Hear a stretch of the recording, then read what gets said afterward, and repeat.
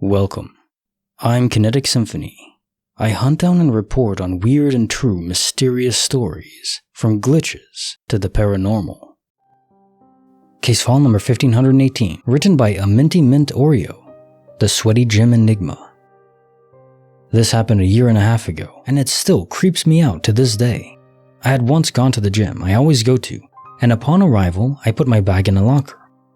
Took out my locker's keys out of my wallet and locked it. Then I put my keys in my phone case as I usually do. Fast forward to an hour, and I dropped my phone while working out. And since my keys were on my phone case, the phone case dislodged and the keys fell out. I picked them up and put them back in my phone case, no biggie.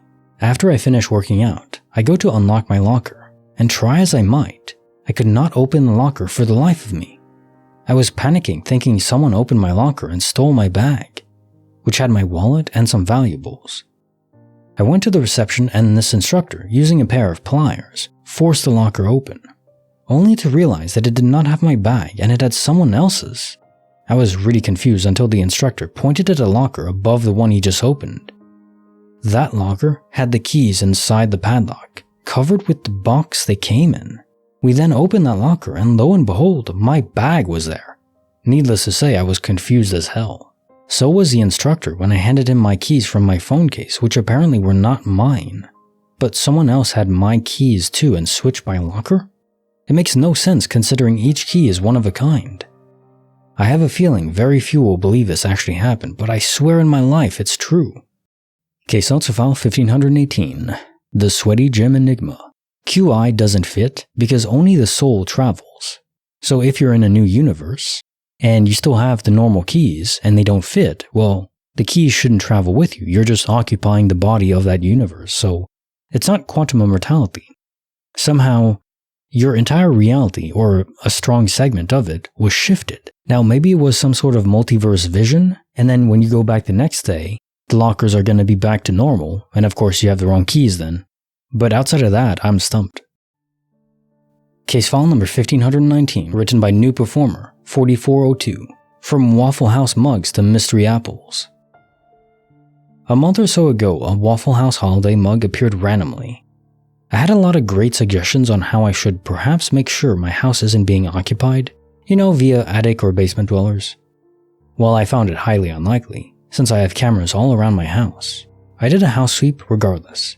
Nothing, nada, no uninvited guests. A couple days ago, I was thinking about my mother's potato pancakes and how she would always serve them with sour cream and applesauce. I had some non-fat Greek yogurt, which I felt could substitute nicely for the sour cream, but had no applesauce available.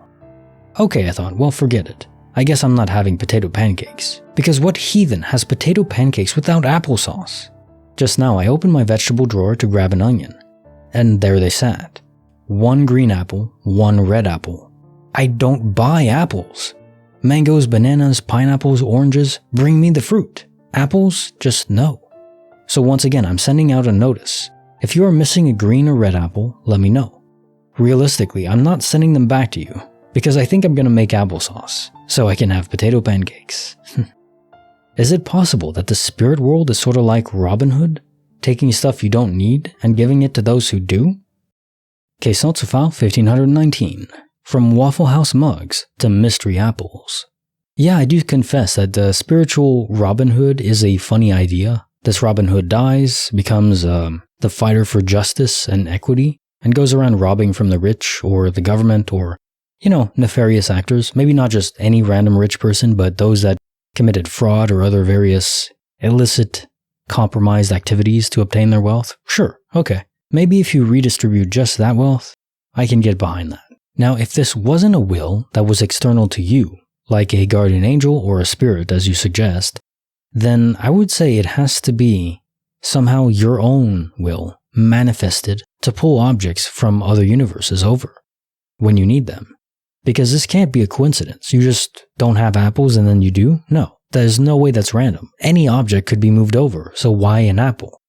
It has to be through your own will, connected to other universes.